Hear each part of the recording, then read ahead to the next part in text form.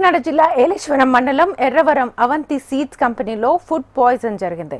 30 మంది అస్వస్థతకు గురయ్యారు. అస్వస్థతకు గురైన జగంపేట రామచంద్ర ప్రైవేట్ హాస్పిటల్లో వీరంతా చికిత్స పొందుతున్నారు. అయితే ఈ ఘటన ఆలస్యంగా వెలుగులోకి వచ్చింది. ఘటన శనివారం ఉదయం జరిగితే సోమవారం ఉదయానికి తెలిసిందని సంబంధిత అధికారులు చెబుతున్నారు. కావాలనే ఫుడ్ పాయిజన్ ఘటనను కంపెనీ యాజమాన్యం దాచిపెట్టిందని చెబుతున్నారు.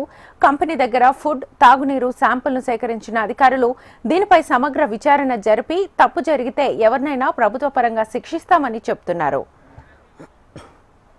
ఇదే అంశానికి సంబంధించి ఫుల్ డీటెయిల్స్ మా ప్రతినిధి చిరంజీవిని అడిగి తెలుసుకుందాం. చిరంజీవి,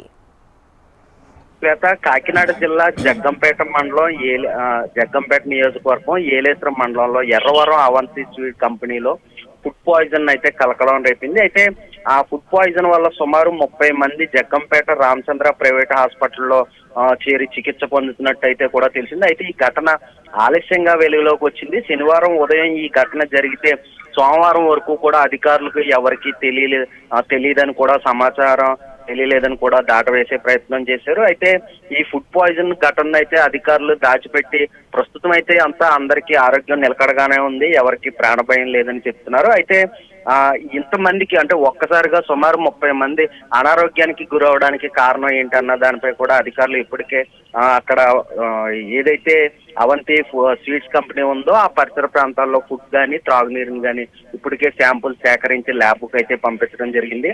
దీనిపై సమగ్ర విచారణ జరిపి ఎవరైతే బాధ్యులు ఉన్నారో వారిని ప్రభుత్వ పరంగా కూడా శిక్షిస్తామని అధికారులు అయితే చెప్పడం జరిగింది. దీనిపై ప్రస్తుతం అయితే ఈ బాధితులందరూ కూడా హాస్పిటల్లో చికిత్స పొందుతున్నారు. ఎవరికి కూడా ప్రాణాపాయం పరిస్థితి లేకపోవడంతో అధికారులు అయితే కొంత ఊపిరి పీల్చుకున్నారని చెప్పొచ్చు. శ్వేత.